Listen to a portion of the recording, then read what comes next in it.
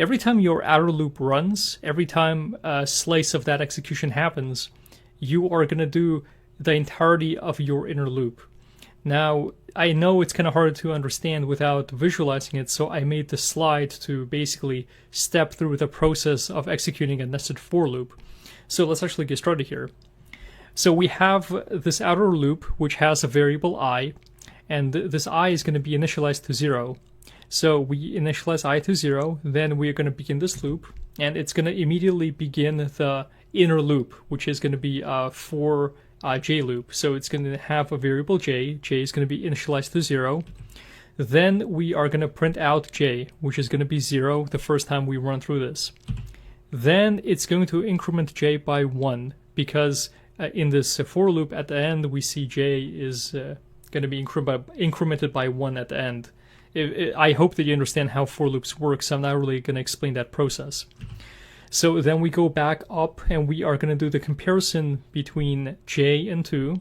So if j is less than 2, it's fine because j is equal to 1. We are going to print j, then we're going to increment j by 1 again. Then we are going to go back up here. We're going to check, is j less than 2? Obviously j is equal to 2 now, so it's not less than 2. So we are going to go to the end of our outer loop. When we do that, we are increasing I by 1. Then we go back up to our outer loop and we are going to check, is I less than 2? Because it is, we are going to step back into our execution and we are going to execute the inner loop. And this time we're going to initialize j to 0 again. Because we initialized the j to 0, the first time we run through this, it's going to be equal to 0.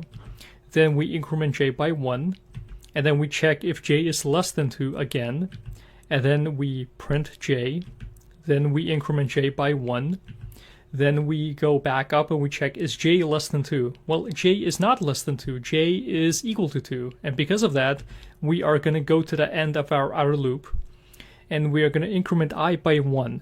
Now is I less than 2? No, I is equal to 2 now, and because of that, both loops have finished. Once both loops have finished, that is the end of our nested loop.